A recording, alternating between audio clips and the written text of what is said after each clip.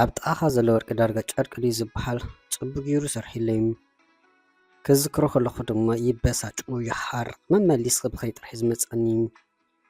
ግዜ እንተዝምለስ ኢለውን ምስ ፈጣሪ ቀጻሊ ምስ ተበኣስኩ ይኹን እምበር ግዜ ዘይኮነ በዳሊ በኣለይ እንታይ ኣለዎ እስከ ዝኩሉ ፍትወት እንዳገለጽለይ ሓረይ ዘይብሎም ጽጋብ ኮይ ጽጋቡን ኣይገልጾን ኣበይ ከይከይደ ዝብል ስምዒት ተሓንጊጥኒ ነገራት ሸል ይብሎም ነይሮም እንታይ መውዳእቱ ኣግዲእን እምበር ብጀካ ተኣሳገን ሕጂ ኣብ ኢደይ ዝተረፈኒ ወላሕ ኣይደለን እቲ ጉዳይ ከመይ ይመስለኩም ንድኳን ተላኢኸ እንዳኸድኩ ከለኹም ዝሓስኮ ገንዘብ ካብ ድሕሪ ጅበይ ግዲ ጽቡቕ ጌሩ ዘእትኮ ኮይኖም ይነጥበልኩም ወዮ ብድሕሪ ዝነበረ ወዲ መሽምካ ሓፍቲ ይብለኒ መን ንጉሕ ምድሪ ዝላኽፈኒ ቁር ከረፈደ ዘይብሉ እንዳበልኩ ግልጽ እኳ ኣይበልኩም መንገዲ ይቅጽለልኩም ድሕሪ ተደጋጋሚ መንሽምክ ምበሉ የርክበኒ ኣት እንታይ ዳ እዝንኺ ዘይሰምዕኩኒ ድዋላስ እንታይ ይመስበለኒ ኣተሓወይ ክትላኸፈኒ ዳሕ ደሊኻ ኣይትእመን ኢለ መንገዲ ይገብር ተኣና ኣለክ ዲ ንጉሖ ምድረስካ ከይትዘረብኒ እንከ ገንዘብኪ ካብቲ ድሕሪ ጅባኺ ወዲቑ ባል ኢደይ ስሒቡ ኣረኪቡኒ መንገዲ ይገብረልኩም ግዲ ሓቂ ሽዑስ ብሕፍረት ተመሊስና ከብዲ ኣደይ እንተዝኣቱ ኣይምፀልኣኩም ብግብረይ እንዳተገረምኩ ንድኳን ድሕር ክንደይ ኣበየስከ ነራኸበልኩም ኣብ ሓደ ካፈ እቲ ዘገርም ድማ ንሱ ማናጀር ናይቲ ካፈ ኣነ ድማ ኣሰሰይት ኮይና ተራኺብና ግዲ ሓቂ መጀመርታ ኣይዘከርኩን ድሕሪ ቀዊሉ ምጥማት ግና ንስኺ ሰብ ጽቡቕ ጌርኪ ክትእንግዲ ትኽእል ኣይመስለን ይብለኒ ኣብ ግዜ ሕቶ ንስራሕ ምቁፅጻር ማለት እዩ ብኸመይ ክብል ድማ ይሓትት ንድሕሪት ተመሊሱ ምስ ኣዘከርኒ እቲ ገንዘበይ ከረክበኒ ዝበለ እሞ ገንጨርጨር ዝበልኩሉ ወዲ ምዃኑ ዝተዘከረኒ እንታይ እሞ ክብል ድንድን ከምባል ሓሊፈ እቲ ስራሕ ብጣዕሚ የለን ነይሩ ኦሮማይ በታ ዝኣተኸያ ተመለስ ክብለኒ እንዳበልኩ ግን ንወዲ ሰብ ሓንሳብ ካልኣይ ዕድል ምሃብ ኣድላይ ስለ ዝኾነ ዕድል ሂበክ ኣለኹም ኣብ ስራሕኺ ንፍዒ ኣብ ሞባይል ድማ ጽቡቕ ጌርካ ሓዚም ብምባል ይቁፀረልኩም ሓቂ ንምዝራብ ብዙሓት ኣወዳት ስለ ዝላኽፈኒ ሽዑን ከምኡ ኢለ እምበር ኣብ ካልእ ስጠምቲ ሰቢም ብዝኾነ ዘረባ ከየብዝሓልኩም ኣብ ውሽጢ ወርሒ ዘይበልዐ ግዜ ንምልእታት ተኻፈት ቋፂራ ብኡ መጥቆን ድማ ኣሞባይል ናይታ ትካል እንዳበዝሑ መፁ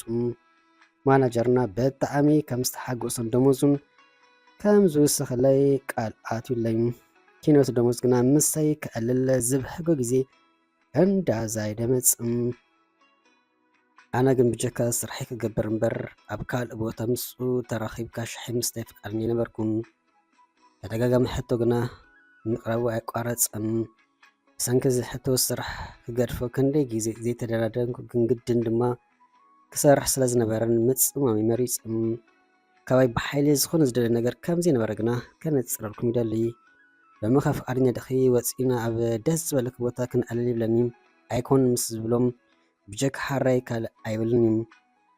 ክሰጉ ክዶ ካልእ ምፍርሑን ኣይጠቀምን እዩ ብውህዱ ንሽዱሽተ ወርሒ ሓትት ንኸውን እዩ መልሰይ ድማ ዘይትቅየር ንፅርቲ ነይራ ኣይክኸውን እዩ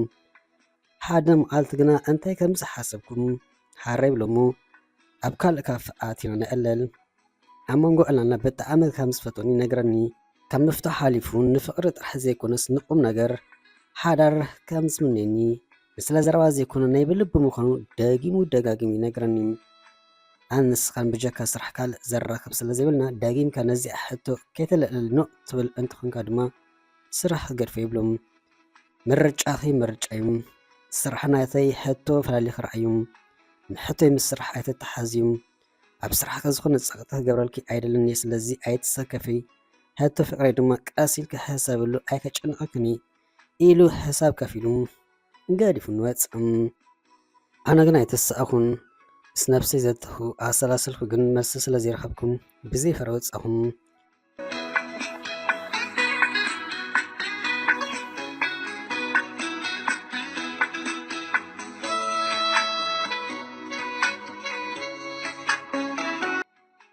ካብታ መዓልቲ ንይኑ ደጊሙ ኣይሓተተንን ብጀካ ብስራሕ ጉዳይ ብካልእ ክዛረበና ይሰምዓኹን ከም ቀደሙ ኣጅኹን ምባሉ ናይ ቋረፀን ማናጀርና ብኩሎም መሳርሕትና ኮነ ቀረብቲ ፍቱይ ስርሖ ፅሑፍን ፃዕራም ድማ እዩ ብዙሓት ኣዋልድ ከም ዝብሕግኡ ይፈልጥ ብዝኾነ እንታይ እስከ ኣብ ሓንጎል መፂ እንታይ ኮይኑ ደጊሙ እዚ ሓትትኒ ዝብል ክደፍርምሽ ካብ ክሳድ ላዕሊ ድዳኣም ከምኡ ኢሉኒ ኢለ ኣይጭነቕን ኣይገርመኩን ኣይኮን ዝብልክዎ ባዕለይ ተገልቢጣ ድማ ስለምንታይ ይብል ብዝኾነ ክሕስዶ ኮይነ ኣብ ስራሐይ ከም ቀዳመይ ከድሕብ ኣይከኣልኩን ቅድሚ ሕጂ ምዝኾነት ጓል ብስራሕ ዲ ብካልእ ክዛረብ ከሎ ዕጠጥ ዘይብለኒ ዝነበርኩ ጓል መን ዳኣላ ገለ እንዳበልኩም ኣብ ሓሳብ እታኮነም ካፕችኖ ዝኣዘን እሞ ሻሒ እስካ ምካድ ልሙድ ዘርኢ ኮነም ምስ በዝሖ ክዛረበኒ ግድን ስለ ዝኾኑ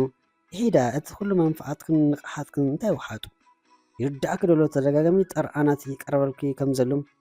ፀጋም ኣሎ ዲ ወይ ብገዛ ዲ ብካልእ ዘሸገረክ ነገር ተሎ ንገርና እሞ ክንፈትሓልኪ ምስ በለኒ ዋላ ሓደ ከምዘየለ ኣበርቲኤ ክሰርሕ ምዃኑ ነጊረ ጥራይ ካብ ቤት ፅሕፈት ዝወፃኹም ይኹን እምበር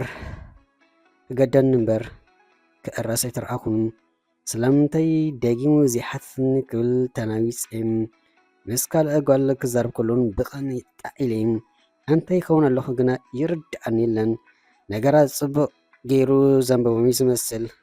ደሊክለኹ ድሕሪ ስራሕ ፈዳስ ኣብ ከምዚኣ ካፈ ንራኸብ ኢሉ ይቆፅረኒ ሕጅስ ኖኖ ዝበሃል ኣይወፃእኹን ሃራይ ኢሎም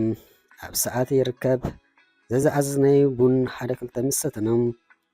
እጁን እታ ናይ ሓደ ግዜ ሕቶ ከደግመልኪ ፍትወተይ ኣቦት እዩ ንሓዳር ንቁም ነገር ዝደለይኪ ብሂወትኪ ተፃዊተ ከይደ ንጣብትኩም ብሓገ የብለይን ስለዘይ ትጠራጠሪ ምስ ብዙሓት ኣዋልድ ናይ ምርኻብ ዕድል ከም ዘለን ትፈልጥ ኢኺም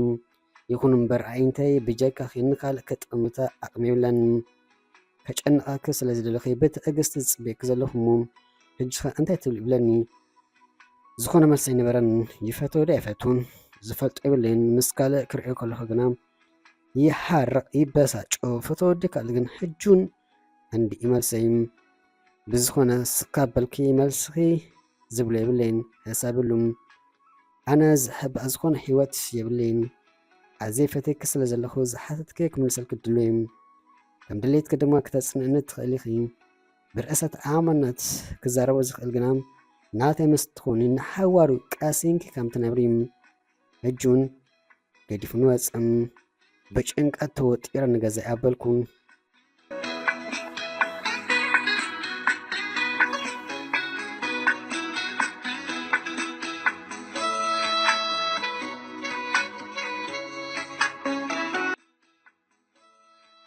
እንተ ስምሒር በዛኣው ምሕሳብ ድዋላስ ከምዚ ኣመሰለ ወድቂ ሓልፈን ኢሎም ኣይፈለጥኩም ብጣዕሚ ከም ዝፈትኹ ክፍለጠን ጀመረም ሽሕ ግዜ ይፍትዎ እምበር ፈቲኒ ኣበይ ከይከይድ ስለ ዝበልኩ ገፅከ ወግና ይመረፅኩን ብተደጋጋሚ ሓተተኒ ነገሩ ዳርጋ ምሳኻ ዘሎ ወርቂ ገይሮም ሃንሳብ ልቡ ንዓይ ስለ ዝሓበ ናበይ እሞ ከብሊ ስለ ዝበልኩም ምስ ፍትወተይ ከለኹ ይኩርዓሉ ነበርኩም ንሰርሐተይ ከይተርፋ ነገራት ኣስተብሒለን ኣቲ ዝወዲ ክሓልፈኪ እንዳበላ ምክረን ለጊሰናለይ ኣነ ግን እንታይ ኣንዚኑ ወይከም ተደጋጋሚ ሕቶ ሸለል ጋበዝኩም ግዲ ጓል ናይ ብሓቂ ኣይትፈትወንን እያ ኣይደልና ኢሉ ይመስለኒ ድሕሪ ዓመትን 6 ወርሒ ምስ ካልእ ጓል ይሪኦም ዋላ ካብ ውሽጠይ እንተተሰምዖ ግን ብስራሕ ምክንያት ስለዝመሰለኒ ከም ቀደመይ ምስናይ ሕርቀኒ ግን ድማ ሓድሽ ነገር ዝተፈጠረ ዘሎ ስለዘይመሰለኒ ሸለል ዝገበዝኩም እንታይ ሞ ኣብስ መሳርሕተይ ብዛዕቦም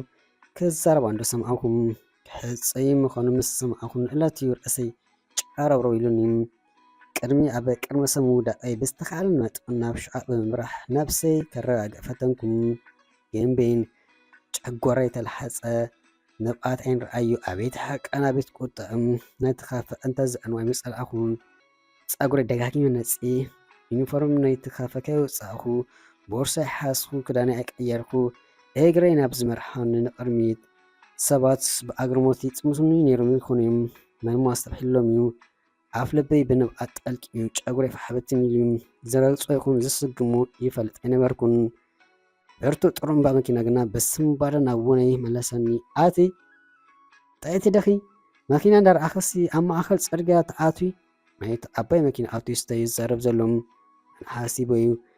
ብሸበርበር ፅርግያ ሰጊረ ኣብ ናይ ኣውቶቡስ መፀበይ ኮፍ በልኩ ግን ንሓንቲ ሰከንድ ተስዒ መንገዲ ቀጸልኩ ብግብረይ ደጋጊመ ተጣኣስኩም እሺ ነዲ ጽጋብ ድንቁርና እሞ ከዓ ምስ ፍትወተይ ከለኹ ነዚ ዝኣመሰለ ሰብ ምክሳሪ ንነብሰይ ረገምኩ ኣብ ከቢድ ጣዕሳ ተሸይመ ምስ ዕድለይ እንዳሟረርኩ ይነብር ኣለኹ።